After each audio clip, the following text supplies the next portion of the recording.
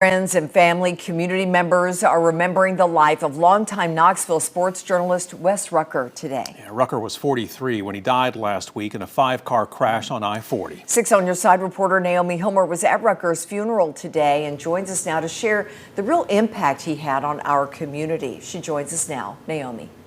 Yeah, Lori, Bo, Rucker reported on University of Tennessee athletics for more than 2 decades, working for a number of publications like the Chattanooga Times Free Press, ESPN Radio Knoxville, and 24/7 Sports before joining WBIR last year. At his funeral, his family said outside of his career, he was somebody who loved his wife and his children, and those who worked with him say he will leave a lasting impression on his community. It was heartbreak. Wes is a guy that he had a lot of colleagues, he had a lot of friends locally, but his friendships in the business did spread nationwide. After covering UT sports for many years, Josh Ward, a colleague and friend of Wes Rucker's, says he reached far beyond Knoxville. It was very obvious that Wes was working very hard in everything that he did. So he cared very much about doing the best job that he could for the audience that was following his work. Outside of covering sports, Ward said he was an open book, often speaking about how much the people in his life mattered to him. At his funeral today, his brother echoing that sentiment.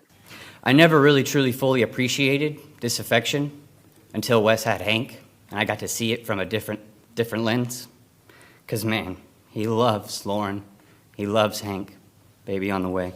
His wife saying he was a happy man. Not because life was perfect, because it wasn't, but because he loved and lived so deeply. He was proud of his family. He believed in what he was building.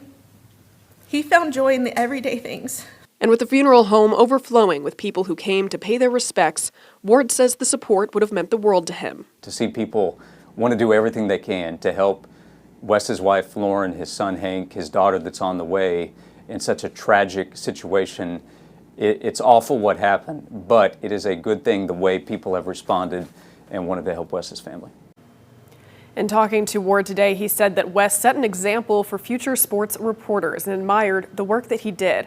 And at the funeral service today, his family said this was a great loss for them and the community.